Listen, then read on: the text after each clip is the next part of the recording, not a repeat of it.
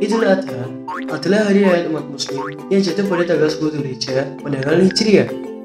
Hari yang disebut juga dengan hari nahar ini jatuh persis 70 hari setelah perayaan Idul Fitri. Nahar berasal dari kata anhar yang berarti kurban, yang secara harfiah berarti hewan sembelihan. Hal tersebut merupakan salah satu ibadah umat Islam di mana dilakukan penyembelihan binatang ternak dan diawali dengan salat Idul Adha. Peringatan ini bermula sejak kisah teladan Nabi Ibrahim dan keikhlasan Nabi Ismail untuk melaksanakan perintah Allah Subhanahu wa Ta'ala, yaitu menyembelih putranya yang bernama Ismail. Tapi pada saat pelaksanaan, Allah menukar Nabi Ismail dengan seekor domba. Dan pada saat itulah kisah ini mulai diabadikan dan dilaksanakan sampai saat ini. Berkurban tidak hanya sebagai upaya untuk mendekatkan diri kepada Allah Subhanahu wa Ta'ala saja, melainkan juga mendekatkan diri kita dengan sesama insan alias PDKT. Karena kurban adalah simbol tegang rasa antara manusia mempunyai kelebihan kepada manusia lain yang hidup dalam keterbatasan. Hal inilah yang menjadi penyebab kenapa berkurban harus dengan hewan yang tertentu.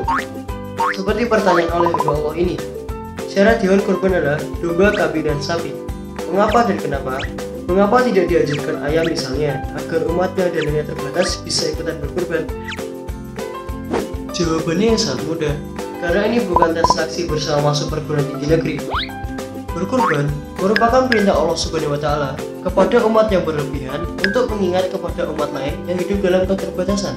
Selain itu, juga sebagai tolak ukur perjuangan dan pengorbanan yang telah dilaluinya selama setahun. Bayangkan saja, jika tidak ditentukan, mungkin berkurban bukanlah sebagai hari raya lagi, karena mungkin ikan paus dan T-Rex juga diikut sertakan sebagai hewan kurban.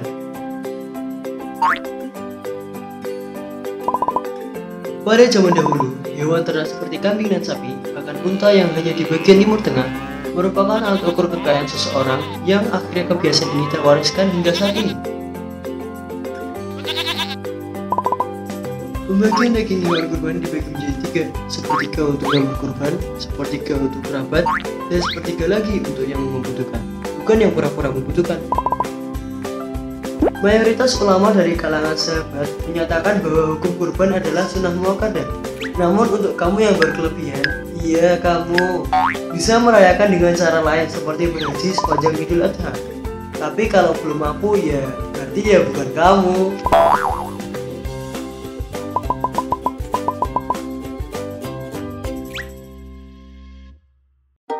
Halo sobat, terima kasih sudah menonton. Dan jika kalian senang dengan video ini, jangan lupa untuk subscribe agar tidak ketinggalan dengan video berikutnya. Sekian dulu dan sampai jumpa.